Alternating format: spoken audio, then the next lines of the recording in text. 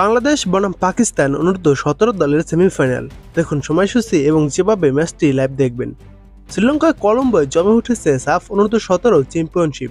নেপাল ও শ্রীলঙ্কাকে হারিয়ে এই গ্রুপের সেরা হয়ে সেমিফাইনালে উঠেছে বাংলাদেশ দল। প্রতিপক্ষ হিসেবে পেয়েছে চিরপ্রতিদ্বন্দ্বী পাকিস্তানকে। সোমবার ভারত-পাকিস্তান ম্যাচে নির্ধারিত হয় সেমিফাইনালের লাইন আপ। উত্তেজনাপূর্ণ ম্যাচে ভারত 3-2 গোলে হারিয়েছে পাকিস্তানকে। দুবার পিছিয়ে পড়েও সমতায় ফিরেছিল পাকিস্তান, কিন্তু শেষ পর্যন্ত হেরে যায় তারা। তবে আগেই শেষ 4 নিশ্চিত করায় গ্রুপ রানার্স আপ হয় তারা।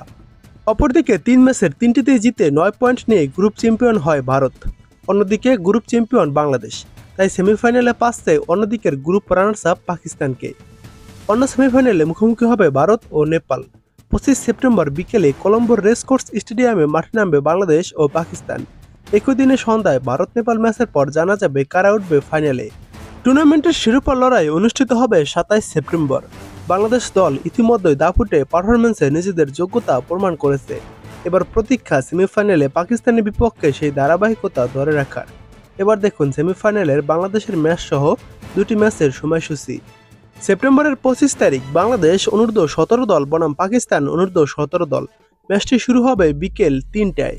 ম্যাচের venue Colombo racecourse stadium, Colombo. 25 September দিনের দ্বিতীয় সেমিফাইনাল ম্যাচে ইন্ডিয়া বনাম নেপাল অনূর্ধ্ব-17 দল মাঠে নামবে। এই ম্যাচটি শুরু হবে সন্ধ্যা 7টা 30 মিনিটে। এই ম্যাচের venue Colombo racecourse stadium, Colombo.